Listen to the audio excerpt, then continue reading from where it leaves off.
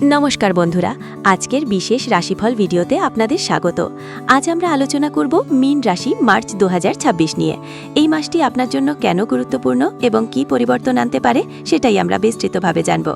March মাস মীন রাশির জাতক জাতিকাদের জন্য বিশেষ, কারণ এটি আপনার জন্মমাস।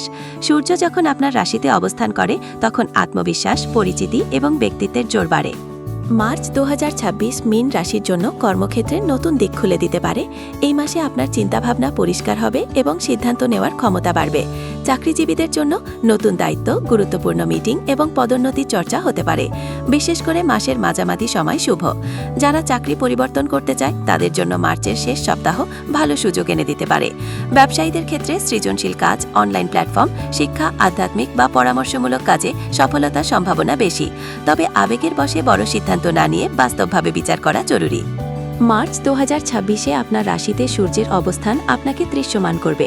মানুষ আপনাকে লক্ষ্য করবে, আপনার মতামত গুরুত্ব পাবে। এই মাসে আপনি অনুভব করবেন, আমি কি চাই, আমি কোথায় দাঁড়িয়ে আছি, আমার জীবনের পরবর্তী ধাপ কি। এই প্রশ্নগুলোর উত্তর খুঁজতেই মার্চ মাস কাটবে। মার্চ 2026 আর্থিক দিক থেকে উন্নতির মাস হলেও খরচ নিয়ন্ত্রণ জরুরি। সম্ভাব্য ইতিবাচক দিক: নতুন আয়ের উৎস, বোনাস বা অতিরিক্ত আয়, পুরনো টাকা ফেরত পাওয়া, সঞ্চয়ের পরিকল্পনা। সতর্কতা: আবেগপ্রবণ কেনাকাটা, অপ্রয়োজনীয় দান, বিলাসী খরচ।